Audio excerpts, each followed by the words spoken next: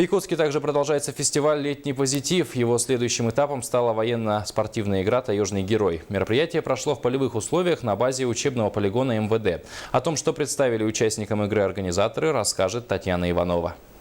Военно-спортивная игра «Таежный герой» реализуется детским подростковым центром с целью создания условий для адаптации и социальной реабилитации детей, находящихся в трудной жизненной ситуации.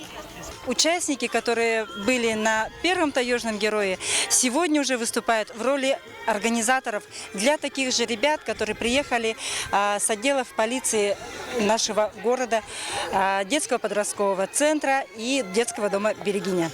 Самым зрелищным событием стали показательные выступления с демонстрацией бронетранспортера БТР-80, зонального центра кинологической службы и военизированная эстафета «Собор». Фестиваль уже проходит 6-й год. Министерство внутренних дел по Республике Саха-Якутия почти на все мероприятия мы принимаем участие при открытии, помогаем. Это наши инспектора подразделения по делам несовершеннолетних межмуниципального управления МВД России «Якутское». Участие в игре принимает более 300 детей. Для участников были организованы мастер-классы по уличным танцам, черлидингу, рукопашному бою и велоэстафете. Нравилось оружие и танк. А дети тебе понравились, друзья? Да, мне еще понравилось, как дрессировали собаки и пони. Так, сначала...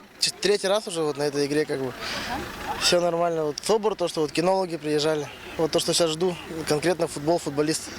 С каждым годом число участников растет, а масштаб игры увеличивается. Такие соревнования и игры способствуют развитию личностного роста детей и созданию моста понимания между детьми и сотрудниками внутренних дел. Татьяна Иванова, Сергей Васильев, НВК Саха, Якутск.